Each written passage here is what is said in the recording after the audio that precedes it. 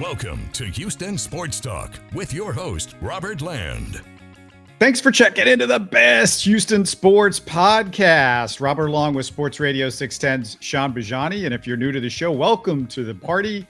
You're in good hands. 45 years in journalism between the two of us, 35 covering Houston sports. And Shaun, the Rockets, I don't know another way to say this, they're a joke right now. David Thorpe, who's with TrueHoop.com, but who's also coached thousands of NBA players over the years and is well connected in the league, called the Rockets a clown show. I'm quoting him, a clown show. They've lost 15 of 16 as we're doing this Monday.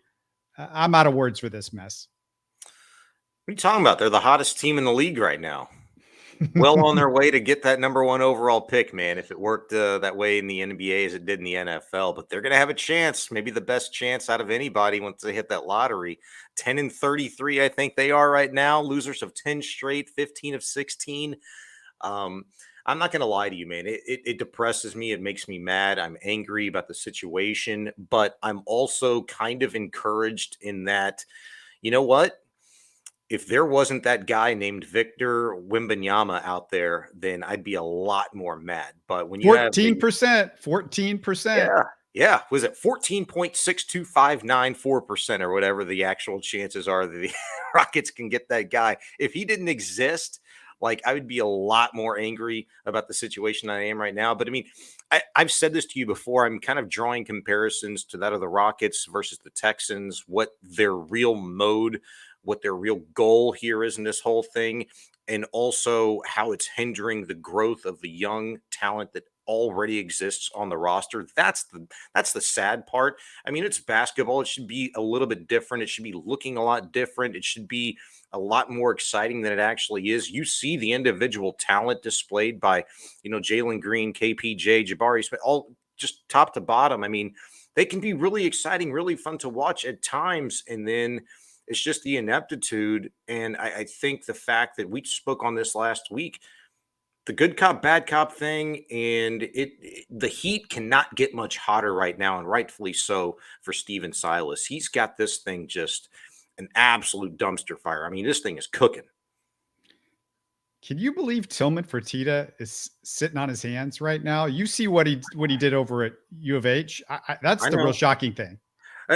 I get it, but that's where I kind of draw that Texans comparison. They're going to get accomplished what they deem most valuable and necessary for this organization, and that is to put themselves in position to get the very best pick in the 2023 draft. That's just what I believe. But I guess the thing is, again, I just can't say this enough. There is an 86% chance you don't get that guy. And you are committing yourself to the non-development of 2 top 3 picks. I understand that. I'm totally with you. There's always, risk reward. And in this case, with the way that the NBA draft is structured, the risk certainly far outweighs the potential of the reward going in. However, I think there's so many things that could be done to ensure that you do get that guy. Like, what are they willing to give up? I think they just want a shot. Are there trades? Is there draft capital considerations that they can make? No. It's over. Whoever gets Victor Wembanyama is keeping him. If they're trading anybody, that team, they're trading somebody already on their roster that they're like, we don't need him anymore. We got Victor Wembanyama. I think you just want a shot, and you want to have the conversation if in fact you're not number one overall. You know what I'm saying? And I maybe there's another guy or guys out there that they deem worthy. Maybe it's just, hey, you know what? Get us the top 5 and we'll kind of go from there. And then and only then are we ready to take that next step. But we know that Steven Silas and this staff is doing the best job that we want them to do, which is get us, a top 5 selection. That's like it sounds stupid, but that can only be the real logical explanation, right? Because you can't allow this type of ineptitude on your watch for anything other than that. right? I mean, because Tillman Fertitta, you mentioned a number of times, look what's happening at U of H. Look at the job that staff has done, the growth, the development, the success, all of those things. You're talking about an NBA franchise. Why wouldn't Tillman want the exact same thing? He's been sold a bill of goods, and whether it's right or wrong, better or worse, like I think that's the plan that they're looking at right now. And if you're Tillman, it better work. Otherwise, there's going to be more jobs, they're going to be lost other than Steven Silas and the staff. It could be Rafael Stone if, in fact, it doesn't work out the way that they think and hope it should. All right, let's move on to other things because I'm exhausted by the Rockets at this point. A quick reminder to subscribe and comment on YouTube, and it's the best way to support us. Listen to every show on your favorite podcast app. The Astros have a few real general manager candidates all of a sudden, and I want to go through those shortly. But before we get there, Sean, I was watching the NFL games this weekend, and frankly, really fun to see coaching and talent and speed and athleticism and aggressive play calling. You forget what it looks like. Yeah, man. I can't. Every year I feel like we do this. Every year, wild card weekend, and you get into the divisional round, like you see something that you hadn't seen in a long time. Every single game was fantastic. I mean, I went into wild card weekend so confident, and it ended up working out this way, but not without sweating a little bit, right? That I was going to bet my life savings that the Ravens, without Lamar Jackson, guaranteed to lose that game. And then sure enough, like they make you sweat through the whole darn thing. I was going to bet my entire life savings that the Miami Dolphins are surely going to lose that game. And they make you sweat it out until the very end. I mean, it's some of the best football I think you ever see over the course of the last 2 or 3 years. I mean, last year was really incredible, difficult to top, and I don't think we will with everything that we saw between Josh Allen, Patrick Mahomes, and Aaron Rodgers in the first round last year. I mean, it was phenomenal football, even more so this year. I love it. I love the chess matches. I love the great catches. I mean, the tremendous defensive play that Cincinnati Bengal defensive end made this weekend, the 98-yard, touchdown run after the fumble by Huntley. That was tremendous. I love it. I love it. And I'm looking forward to another great weekend. Really, hell, tonight, right? Tom Brady. Is he going to do it? Does he have a playoff run in him? I can't wait to see that. I hope he does. All right. Yeah. Just so people know, we are recording this at 2:00 on Monday, and hopefully you listen to this before tonight. If I could get it up quick enough, but if not, that's what he means by tonight, as in Monday night. Yeah. My bad. By the way, Joe Burrow, prayers for Joe Burrow because he's lost 3 offensive linemen, and he's actually playing Max Sharping, which, that's not good. Trey Lance. Second round pick, baby. Yeah, he was a second round pick of the Texans. Trey Lance, the 3rd pick of the draft. The Niners traded 3 first-round picks for him, Sean, and a 3rd rounder as well to get him. But maybe the last pick of the entire draft is their future quarterback. Brock Purdy's been really good. Sean, why waste a pick in the 1st round, Texans, when we can get a Brock Purdy in the 7th round? Stetson Bennett, right? You've seen all those comparisons out there. They both wear the number 13, that's the thing, man. If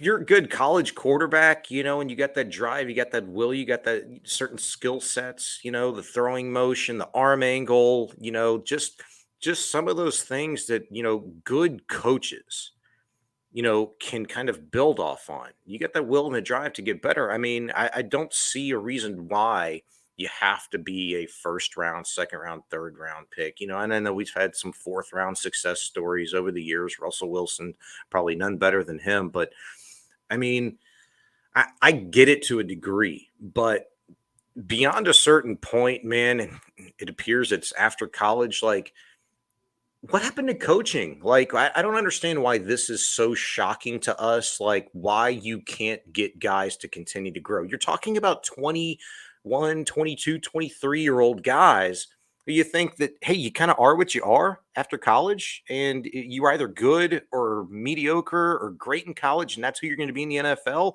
Like, I just don't buy that. Like, it's just the business structure that the NFL is.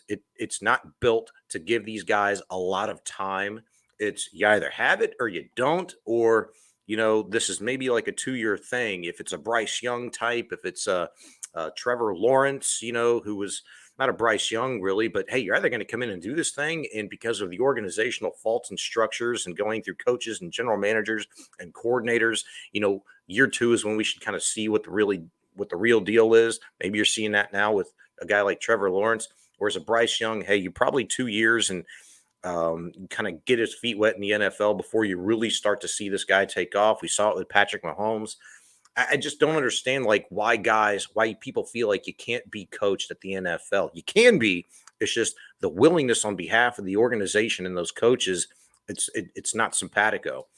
So Brock Purdy doesn't really surprise me. I do think there's something to him being a system kind of a quarterback. And, it's something we've kind of attached ourselves to over the years, right? 10, 15 years now with the Shanahan tree, that structure, that scheme, with the right guy can flourish. And maybe you're seeing exactly that in San Francisco with a Brock Purdy. But he's not Matt Schaub, though. I mean, he's not just he's not a big, just sitting there in the pocket waiting to get hit Matt Schaub. This is a guy that was scrambling, making plays outside of the pocket, getting on the run. System to a degree, but you think a system because it is Kyle Shanahan, but he actually had to make some plays. Yeah, he's had to make some plays. He's athletic. I mean, he can run. But I mean, let's not forget what they asked Matt Schaub to do, in the Shanahan system when Gary Kubiak was a head coach here. They ran a lot of bootleg, naked bootleg, and it was like, okay, well, this is Matt Schaub. Like, why are you doing that? But they trusted the system, and Schaub was pretty good in the system, if we're being honest with ourselves. Was he great? Did he leave a lot to be desired? Yeah, sure. No doubt about it. I think this is kind of a perfect storm. It's a beautiful thing when you've got a smart, athletic quarterback that can not just execute the system, but also be – I don't want to use too strong of a word here, but I mean, let's call it kind of what it was this past weekend. It was pretty spectacular, right? I mean, the guy looked tremendous, and he's been looking like that for, about a month now. Maybe that's what it is. When you're an athlete, you might be flourishing in the system because of the system, but you're also kind of making your own name. And that's what Brock Purdy's doing, man. I mean, this guy's playing with a lot of piss and vinegar, a lot of confidence right now, and I love to see it. Anything else that you saw in the playoffs this weekend that made you think about the Texans at all, or where we are, or what's going on? Dan Jones, kind of hit me a little bit because I know he has a lot of his detractors out there.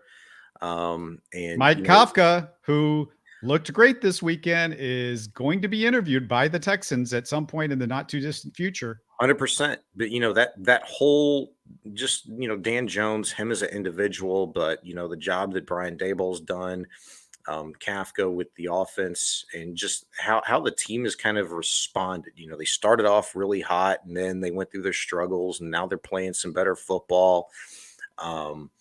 Just the understanding that coaching matters, man. That having the right guys in place, and maybe Brock Purdy, maybe Daniel Jones, maybe those guys are some clear-cut examples as to, okay, they may not be like the hottest, sexiest name out of college, your prototypical first overall selection kind of guy, but man, if you got the right coaches in the right situation, and some players around them, good things can happen, So if in fact the Texans don't get a Bryce Young, if in fact they don't like CJ Stroud, and they know maybe CJ Stroud doesn't like them, and they go in a different direction and they build this team a different way and shock the world, shock the city like that, then, I don't know. That's going to be a little bit frustrating at a time, but also understand this. You're going to have new coaching staff. You're going to have a head coach, somebody with new ideas, new leadership, new culture,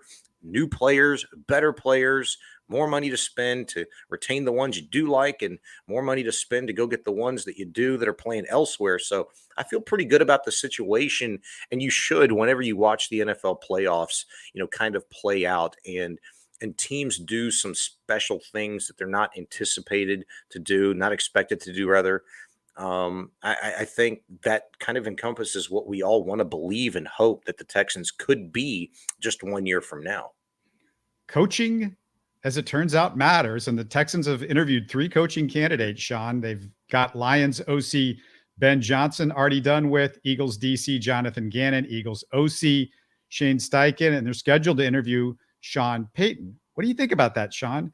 You could have to give up a major draft pick for Sean Payton. Is that worth doing?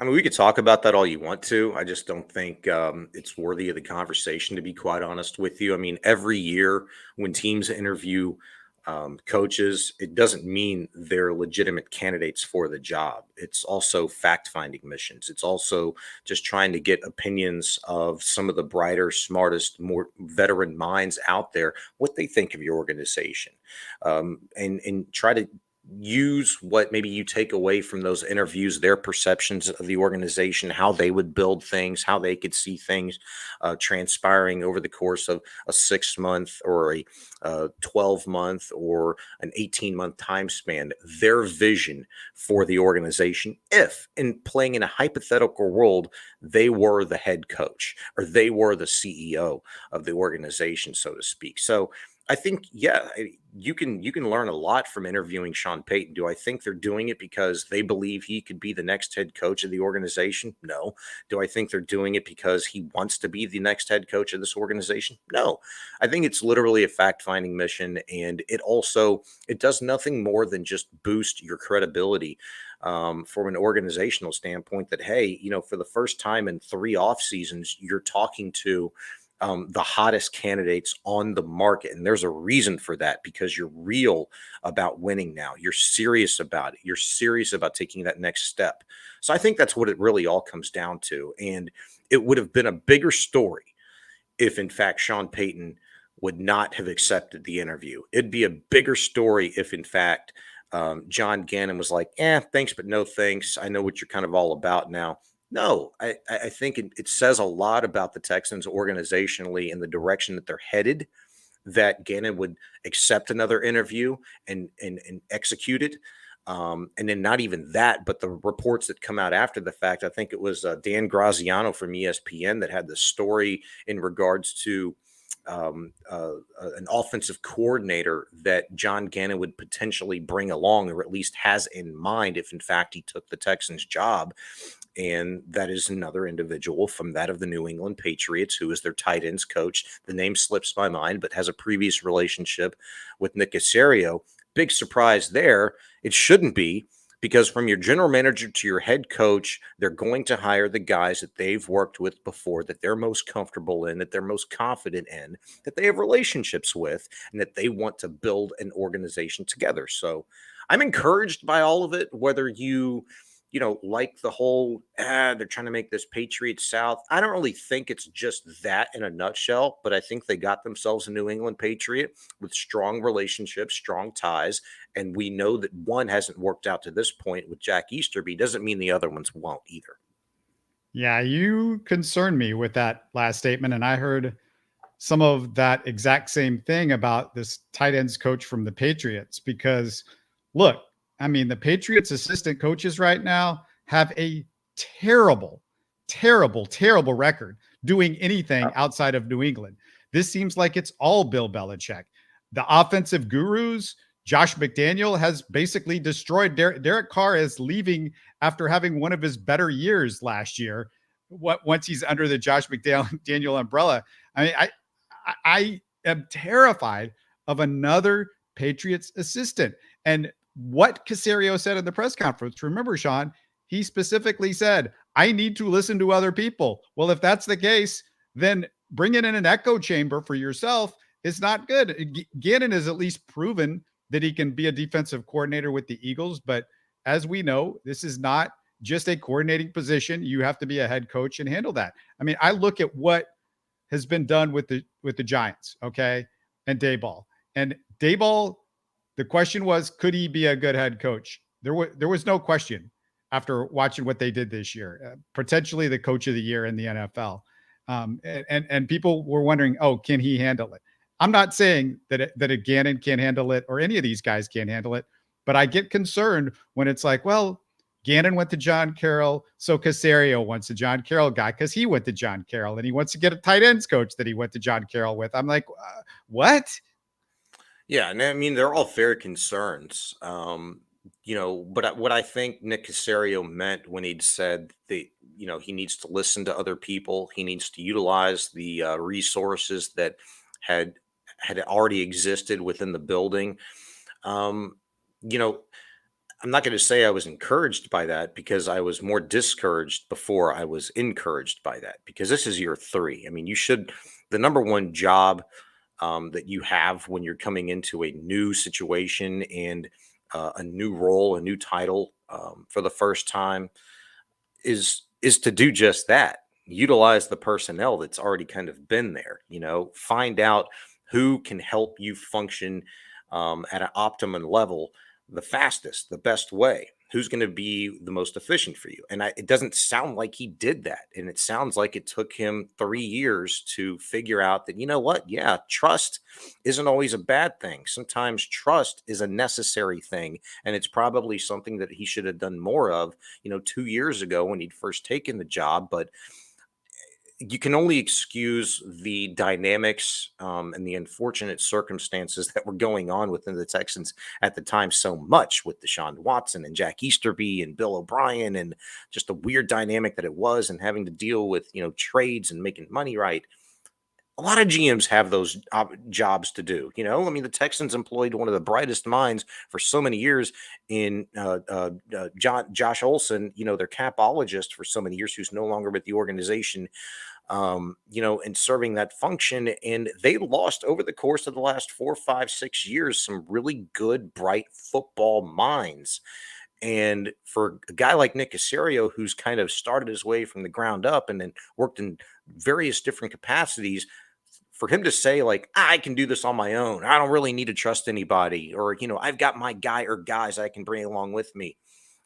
How's that worked out? So yeah, you need to utilize the personnel to the best of your abilities, but just because of there's New England ties, it doesn't particularly bother me. What does bother me is the point that you made, like, oh boy, here we go, another assistant potentially, that's not going to go that's not going to work out when he goes somewhere else. Well, I know the track record says as much for head coaches coming from a New England system. I'm not so sure about like the assistants, but at some point, like, you do have to just trust those individual skill sets, those abilities to kind of do things. And it's not to say like, hey, you know what? Who doesn't want to go work for one of the more successful organizations in football? Okay, the New England Patriots. If you can get a job there and you can flourish in that capacity, then why not? Like, who's not going to like that tree coming from a Bill Belichick? I mean, you can only reference the past so many times, and somebody's going to break the mold. And if in fact it's this tight end coach who's tied with Joe Gannon or John Gannon. Wait, is it Joe Gannon? Why is his name Yeah, slipping my mind? it's John Gannon, but John Gannon, the yeah. thing is, the New England thing, okay, but Tom Brady made everybody smell a little bit, but the deodorant to all of the New England Patriots over the last 20 years was Tom Brady. Yeah. And since then, like you cannot do what New England's doing the last few years because they're not as good anymore. That's bottom line. I get it. And his absence has maybe made him smell a little bit worse now in New England, right? With what he's done in Tampa Bay, a Super Bowl, multiple playoff appearances, division titles. He's still kind of doing what he does, and we'll see if he can continue that, on this Monday night game. But I just think, look at the individual. Don't look at the system so much, and this is where the interview process and trusting and utilizing the resources that you have at your disposal is really important. I mean, do you trust that John Gannon is the right guy to be a head coach? And if you do, then it's not just about somebody that can be a leader of men. There's a lot of those guys out there. I mean, you could find some really great high school coaches, some really great college guys to do that. No, it's also about talent evaluation. It's also about, trusting your positional coaches to coach those guys that you've spent countless hours evaluating if they can help your team on the field. So you're the CEO, you're the guy. The buck stops with you in terms of football stuff. Winning football games, losing football games, developing talent, helping make massive franchise-altering decisions in terms of draft and free agency. It all comes down to you. You're the guy that we're going to allow build this IKEA bookshelf that comes in a billion pieces. You got to do it, and you got to do it the right way. Yeah, And but here's the deal, though. He just said it. I need to expand who I'm listening to. I don't need a bunch of yes men around me. He just said it. Sean, it doesn't mean he's going to be a yes guy. He just said, I don't want to hear about him hiring another Patriots tight end guy and a guy that he's buddies with. You know what makes you good as a coach and as a general manager? Conflicting ideas. Somebody in the room to tell you, let's look at something else. Hold that thought, because look, there was a lot more that came from, and I went, the media's, the Texans invite to the Houston media this past week to show us, these team colors and logo concepts and just the uniform changes that they're thinking of, the rebrand, if you will. There's a lot more that came to that than just like the uniform crap. Team president, God, why am I always forget his first name. Grissom is his last name. Do you know his first name? I'd really like to get that right. I mean, I want to talk about the uniform thing because here, let me ask you this. I just wanted to make a point before we get to the uniform thing, because it goes in line perfectly with what you're saying, what your argument against Nick Caserio is. It comes down to the overall thought and the culture in that front office as it exists right now. And Grissom said something this past Monday night that I was really encouraged to hear somebody say. He hired the senior vice president of marketing and communications, Doug Vosick, who led the presentation on Monday. Very young, smart guy. He's probably around my age, like 40, 41, 42 years old. Incredibly passionate about the rebrand of this and the look and the feel of the organization going forward. He got that job because he had this idea that he's putting into motion right now, and he has the backing of the entire Texans front office behind him. But Grissom said, you know what? I hired this guy because he made me uncomfortable. I hired this guy because he made me think. I hired this guy because he challenged me. Exactly. Okay. And I think that's very interesting because, do we want Nick Caserio to have that same mentality? Don't we want Cal McNair and Hannah McNair and Janice McNair to have that same kind of mentality? Of course we do.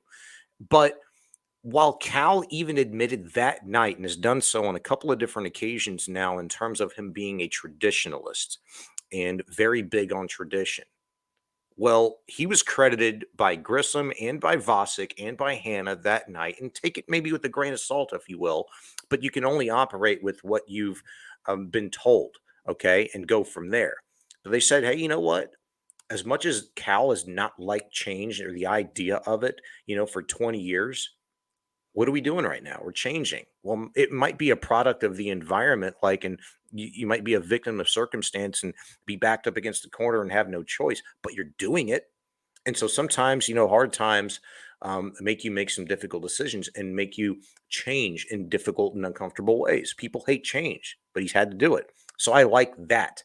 And who's to say that Caserio is not operating under the same sort of capacity now going forward?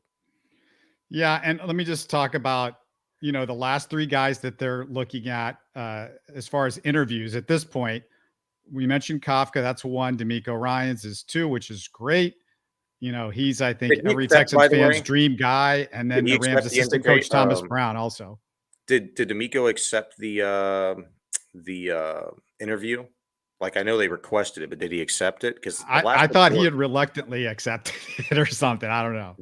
I don't know. The last report that I remember seeing is that he was considering accepting it. So I don't know if that's been final, if that's like going to happen. But again, if it does, it's like Sean Payton, right? I mean, D'Amico Ryans is, no less of a cooler commodity candidate, to be a head coach in this league than Sean Payton. Sean Payton hadn't done it for a year. I mean, both of those guys could go to any organization and be like, hey, I want to work here. And you'd be like, okay. Here, where do you sign here? Okay. And so if D'Amico is accepting of the Texans interview request, that's another great look for the Texans. Is it a probability that he takes this job here? I don't think so. I think D'Amico's probably fourth or fifth on the totem pole of guys that would get this job. I think, John Gannon's probably number one right now. I think Ben Johnson's probably two. I think Steichen's maybe the third. And then maybe D'Amico's fourth on that line. Maybe Peyton's like a dream fifth, but it'd be a great look for the Texans. Another good thing that happened to the Texans, not only are they getting some interviews with I think some good we agree that they're good candidates, but CJ Stroud finally declares for the draft. And this means, Sean, that there is a 100% chance, I'm going to say 100% chance that Texans fans are going to get upset if the Texans don't draft the quarterback, because one of Browse or Stroud is going to be there at number 2. Yeah, and obviously you hope it's Bryce some way, somehow. I don't know if people would rather see the Texans trade up to number 1 with the Bears to make sure they nab Young there, or if they just hope, hey, maybe the Bears, they don't trade out of that spot. Historically, teams hadn't done it, and when they've done it, hadn't really worked out too well. But maybe the Bears just stand pat.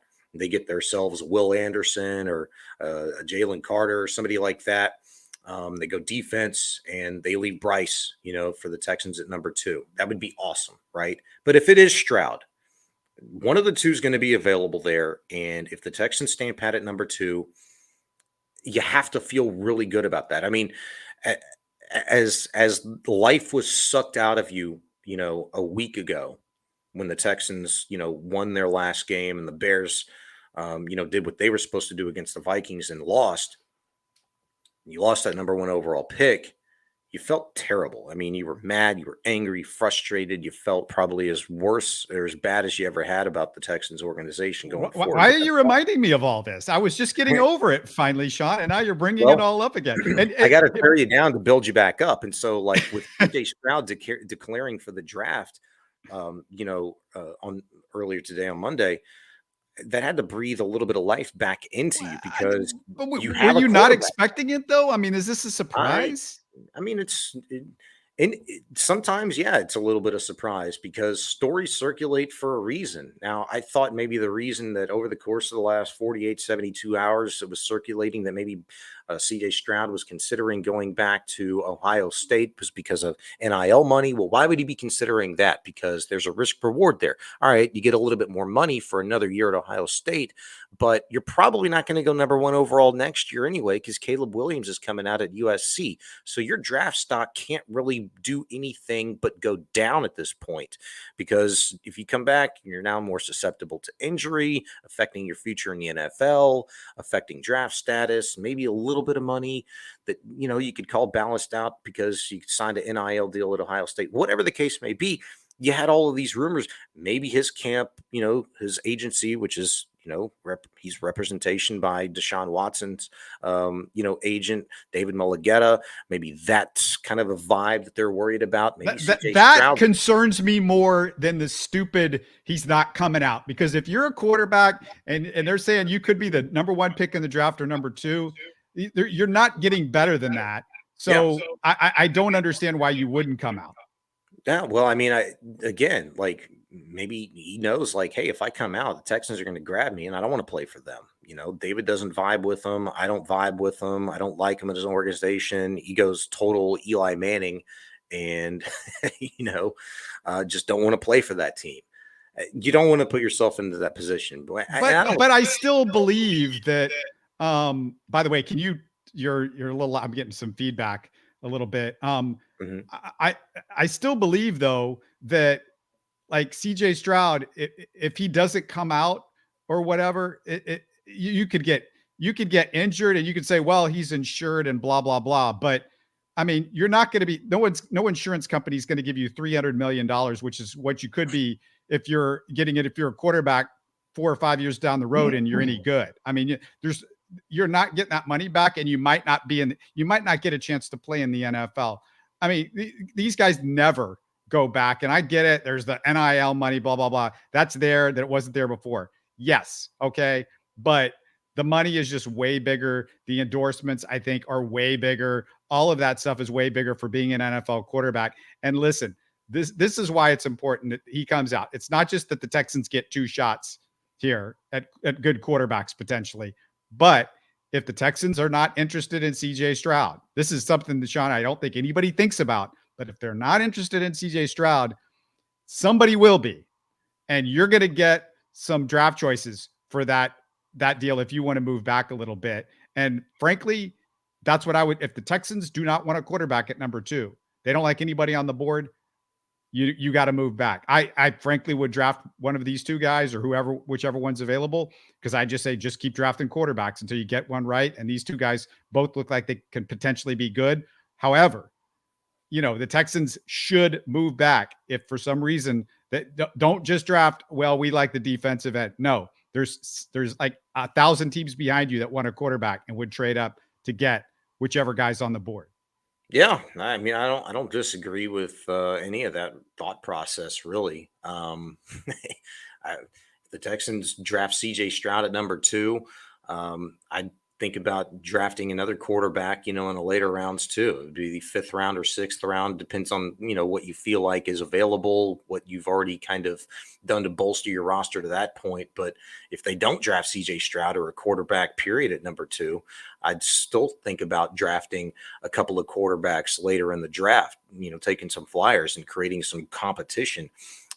Because I don't think that Davis Mills is going to really be that guy to give you the competition. And really, I don't even want to consider him going into 2023. Best of luck to him wherever he might land.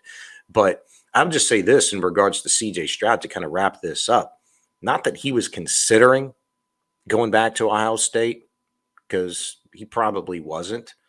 The first theory that kind of popped into my head was, all right, well, let's take the last week into consideration. What happened? CJ Stroud played the best game he had all season long against the best opponent all season long, and it wasn't good enough. Lost to Stetson Bennett in Georgia.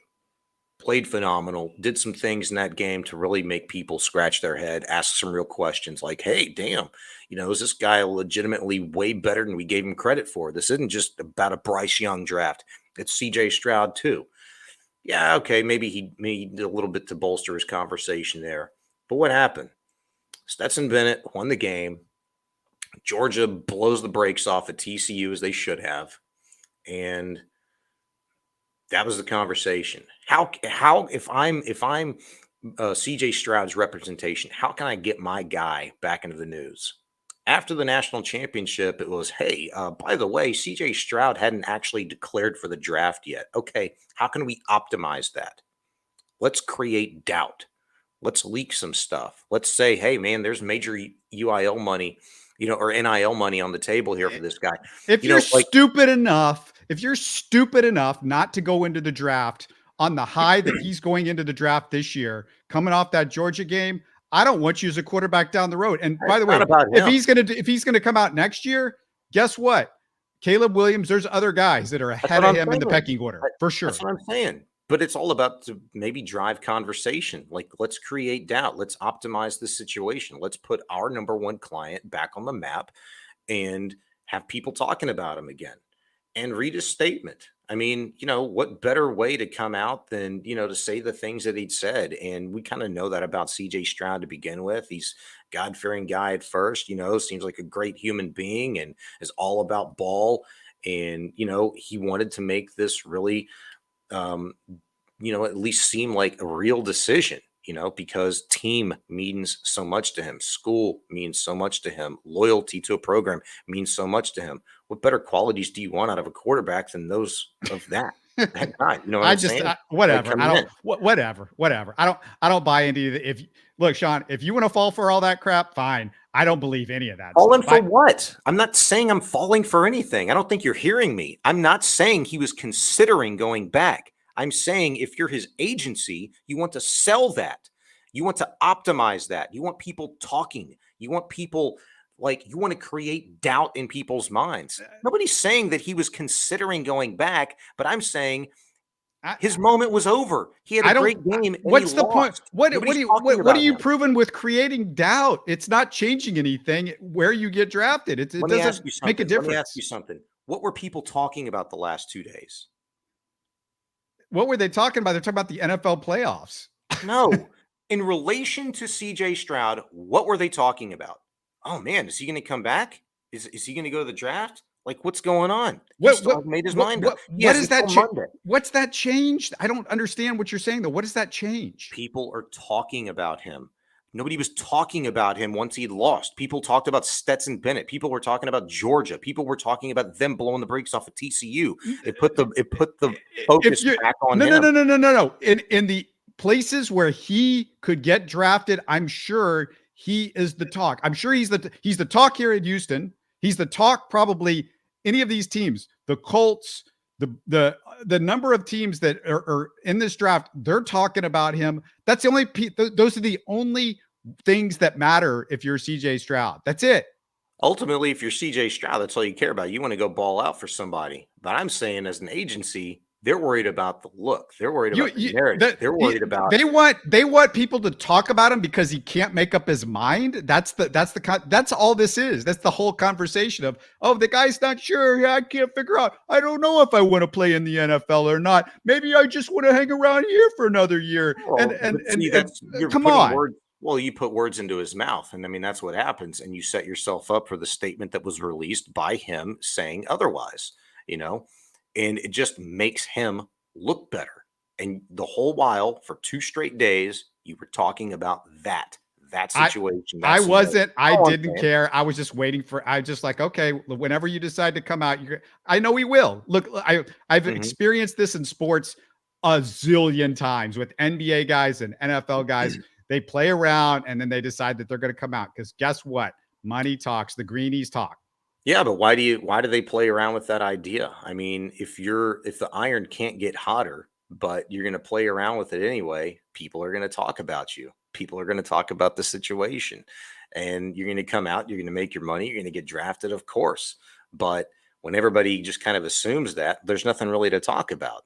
You're not a topic of conversation. And that's all I'm saying is they made it a topic of conversation, and you're talking about CJ Stroud for 48 hours when typically you would have directed your attention elsewhere. That's it.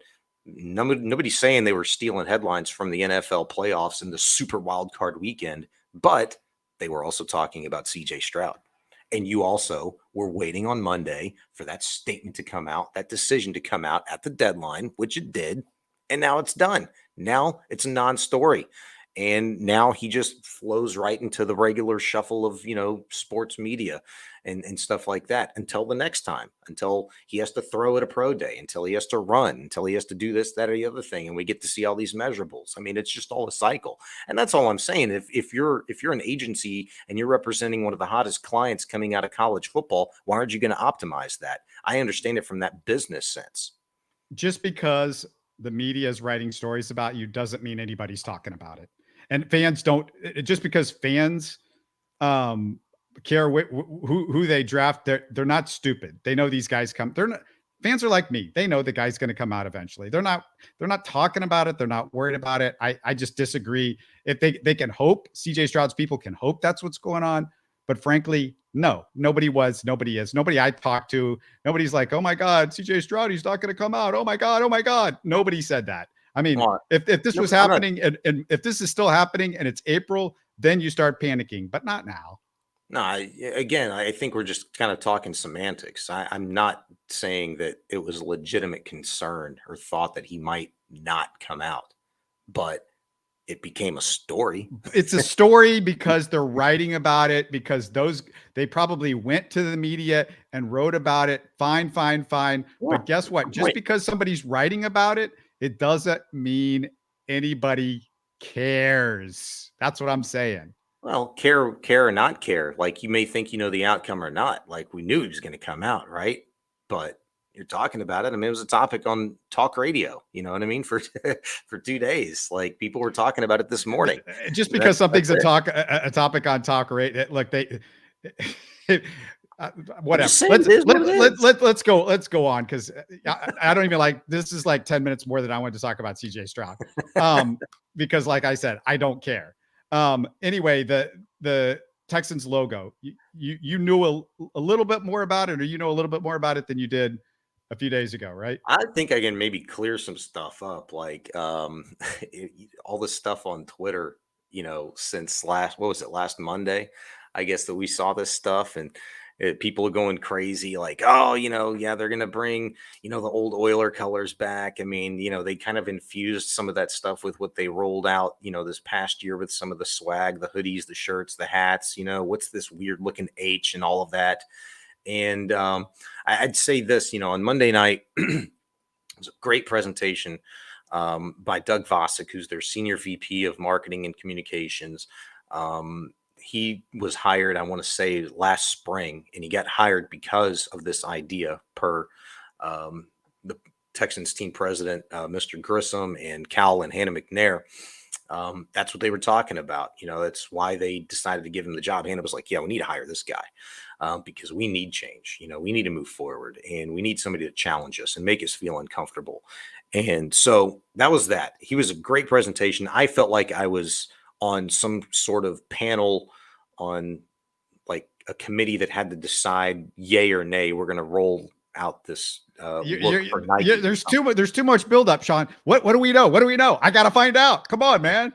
Well, you've seen this hat before, right? You've seen the blue and the white version, like where the white is like a dark, deep steel blue and the H is the white. People are wearing those all over the place. You can get them in the team shops. So this is obviously an ode to Houston's past.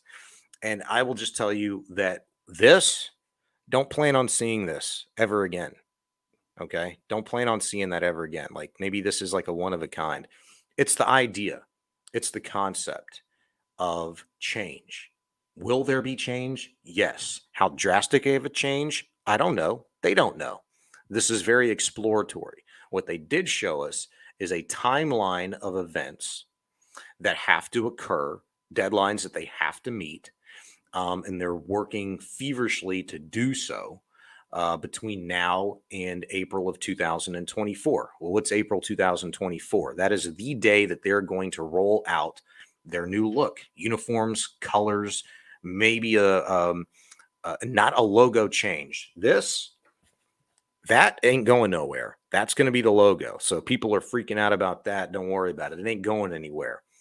What it could possibly do, just everything that I'd learned, is it could take a back seat. There could be something more that the Texans want to be known for as like an identifier. When you see the Texans, they don't want you to just see, this.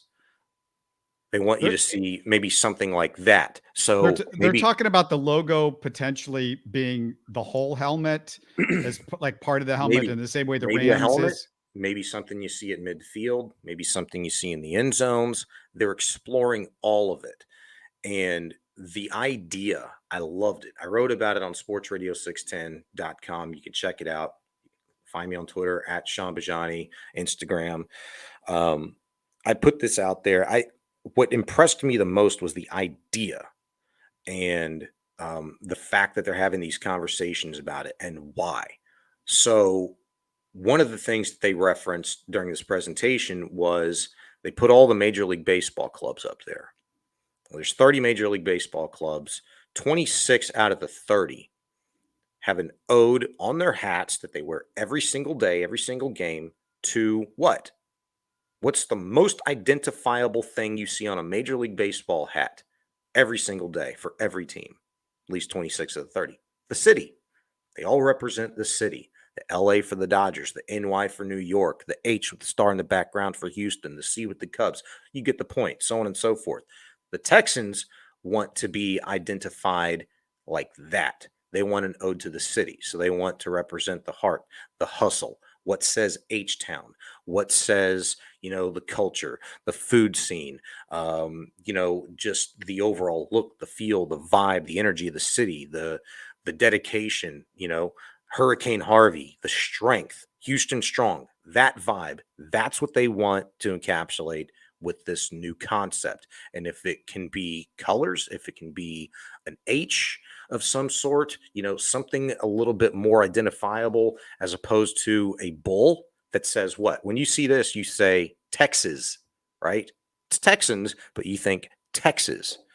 Well, what are you going to be able to see in the future that makes you think Houston? That's what they're kind of thinking. Now, I don't think I said too much. It's just the idea, it's the concept. And I think that's why people, Texan fans, the fan base, the city's going to be really proud, come April of 2024, whenever they roll this new look out, whatever it entails. Are old Oiler colors being considered?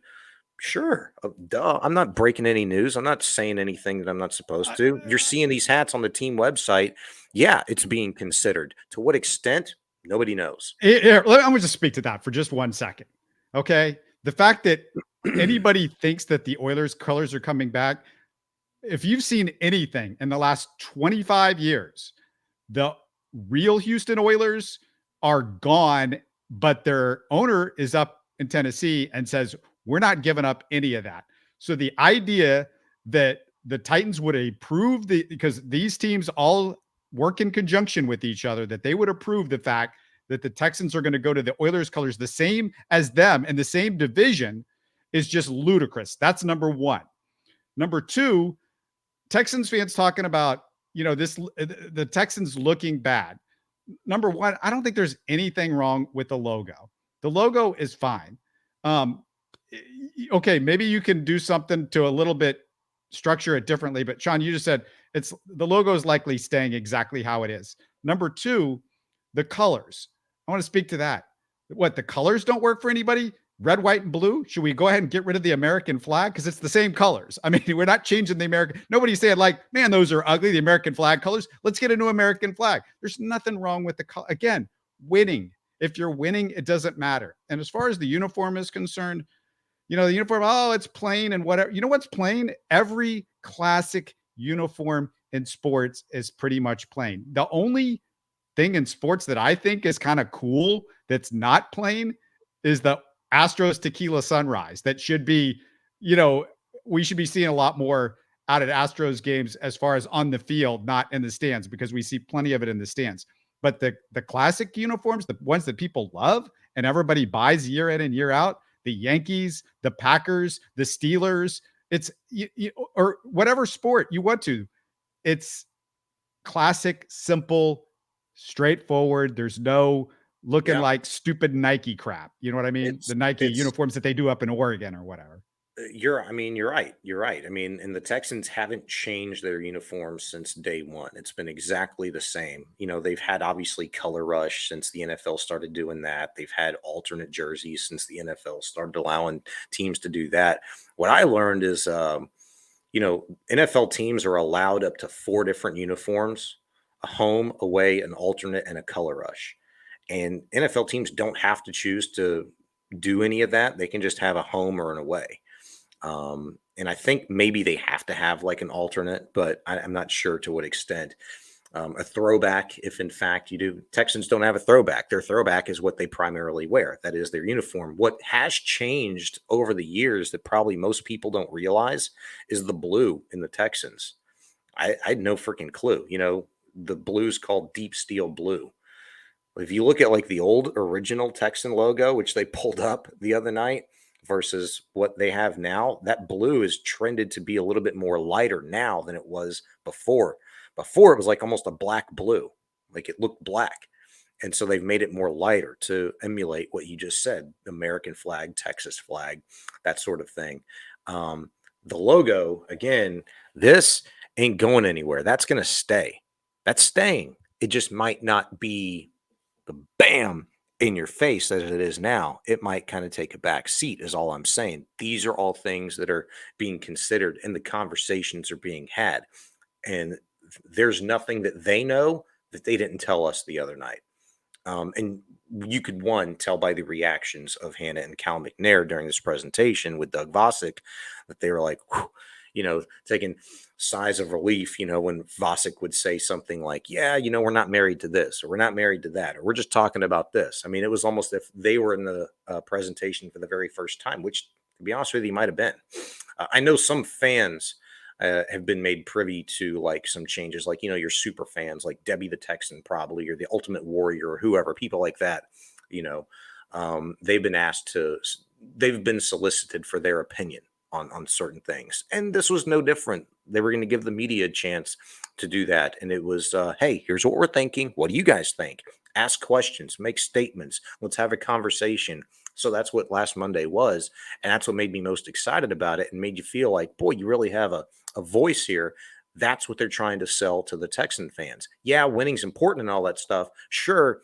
But for an organization that has been closed off from change, I think this is a pretty good step and a fun way to kind of get fans back in and feel involved and to have their voice heard. Okay. Yeah. Like I said, nothing about the uniforms is going to help this team on the field, and the uniforms don't get cool until you're not a big old loser. So let's start with that. But Fact. speaking of losing, a team that doesn't do a whole lot of it, the Astros, they actually have some general manager candidates. And let me just run through them real quick, Sean. And if you got anything to comment afterwards, I'm going to start with Michael Hill, who was in the Marlins front office from 2002 to 2020, almost 20 years, held a bunch of positions, including GM. He's been connected to a bunch of teams, including the Angels, Mets, and Phillies. Spent the past 2 years working for Major League Baseball as a senior VP of on-field operations. Second candidate, Dana Brown, scouting director of the Nationals and a special assistant with the Blue Jays. He was a candidate to join the Mariners front office in the late 2015 season, but didn't get it. For the past 4 years, he's been with the Braves. Right now, he's their VP of scouting. Obviously, Braves, that's a pretty good pedigree right there with what they're doing right now. Last guy, Bobby Evans, hired by the Giants in 94, worked his way up through various titles over the years, became their GM in 2015, right after they won their third title in 5 years. He lasted 4 years after that until he was reassigned in the organization. He interviewed for the Astros GM job when Crane hired Click a couple of years ago, also interviewed for the Angels GM job that year. These candidates, Sean, not really getting me too excited, really. There's nothing flashy about them, and these might not be the only guys. Yeah, nothing flashy about them. I mean, there's no reason you ever should have heard them before, right? I mean, they've been with various organizations in different capacities, so there's no reason to be excited about them. Like, nobody's charged with signing Aaron Judge or Mike Trout or this, that, or the other guy. Like, there's no superstar names or World Series teams, attached to them. So there's no reason you should be excited. The thing when you're in a position like the Astros are right now, operating without a general manager, that maybe should excite you from a business sense, is that these are all guys that have been around baseball for a long time. A long time. They know baseball. They know the structure. They know the front office. They know the workings of various different roles and capacities within clubs. So, I mean, that's kind of what I'm excited about versus a former player that's kind of been a guy you can bounce an idea off of every once in a while, Jeff Bagwell. Like, he's a familiar face and somebody that you like to listen to and watch in a broadcast booth, but nobody that you say, I want that guy to be my general manager because I recognize him and he hit a lot of home runs once upon a time ago and he's in the Hall of Fame as a player.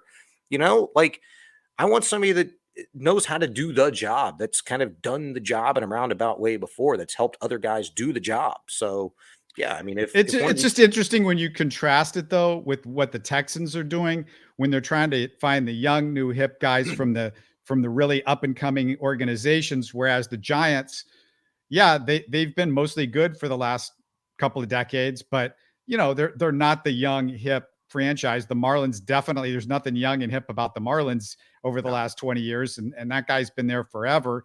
And so, you just go, well, I'm a little surprised that maybe he didn't pick somebody from, for instance, the Orioles, who have, a little bit of buzz to them. They've got Mike Elias, a former Astros front office guy under Jeff Luhnow. You figured maybe there would be somebody in their front office. That's maybe a little bit more of what I was expecting. That's the only surprise to me, really.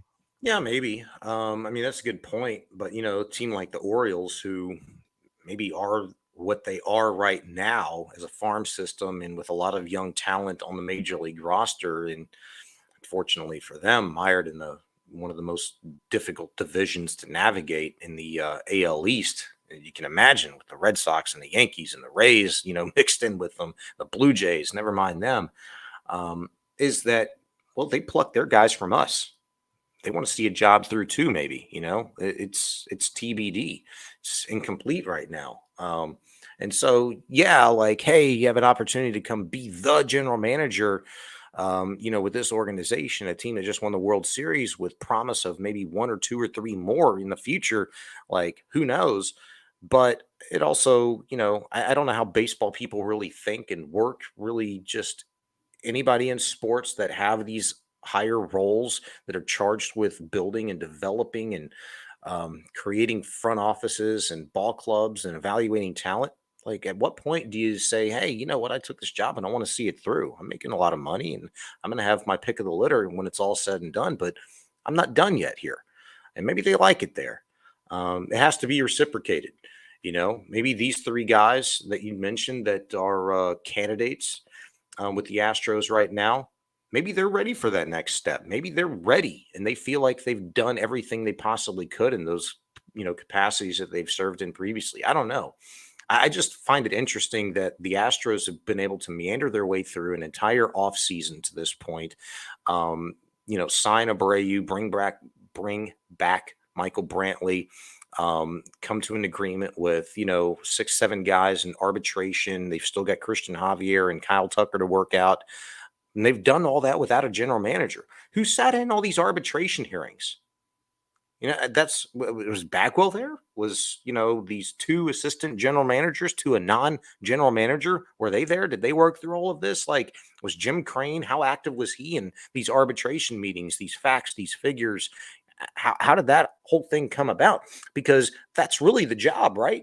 Now, to this point, never mind, managing a farm system and the day in and day out process, the conversations, the work that it's going to take, and talking with scouts and managers and coaches and players at those levels.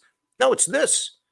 Fresh off of a World Series, and you got to sign people, and you have to agree to arbitration and all of this stuff, the business, the financials of it. They did it all without a general manager, and with Jeff Bagwell and Jim Crane and 2 assistant general managers at the helm right now. Like, when do you actually need a general manager if you haven't needed one to this point?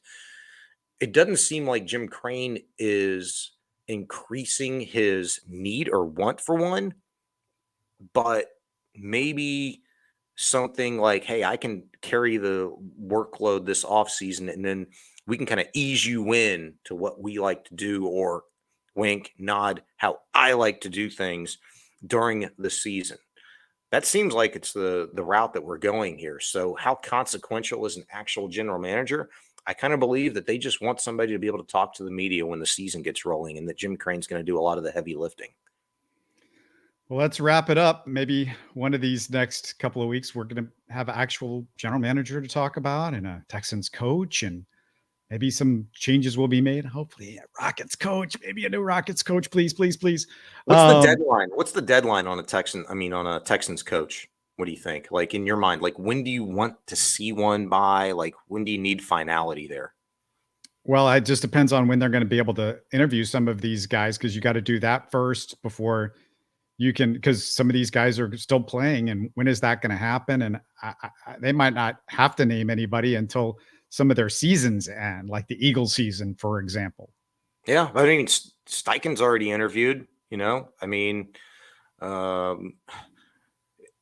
do you need to interview that hasn't been willing to interview to this point? My point is, if say they like Jonathan Gannon, and they know he's not likely going to take another job in the next couple of weeks. Maybe he will. I don't know, but you got a little bit of extra time, because he's not going to be focusing on much of anything else except playing the next playoff game for the Eagles, or coaching the next playoff game for the Eagles. So you might go, okay, well, let me throw in another guy or 2 to talk to, just in case. We got some time. Let's do it. Yeah, and they've only been virtual to this point too. So, like, if they're still playing, like, you can't do in person until they're done coaching or whatever. So yeah, I mean, I guess you do have a little bit of time, and I want it to be as thorough as possible too. I don't think there needs to be any rush really, but I think the anticipation is probably killing a lot of people, and you Well, you kind of want that guy. what's different than last year though is you don't have a ton of coaching vacancies. So it's not like the Texans, like before, were fighting against teams and there was an urgency or Yeah. this team might hire him or that team might hire. There's only a few teams here. And that's a big difference from last year. Yeah, no, good point. Good point. I just want the right guy. They need the right guy, the right system in place to go forward. And if CJ Stroud is that quarterback, face of the franchise that we'll have here in the next 4 months, so be it. I'm ready to roll with it. All right. This was a long one. We'll probably do a quicker one on Thursday, but good to talk with you, Shaun. Let's do it again. And we had a lot to catch up on, man. Always fun. You're listening to Houston Sports Talk. Hey, you can support the show by subscribing on YouTube and commenting on the videos. Listen to Houston Sports Talk on Spotify, Apple, Stitcher, and Google. Don't forget to tell a friend and share our show on social media. Spread the word, everybody. Thanks for listening.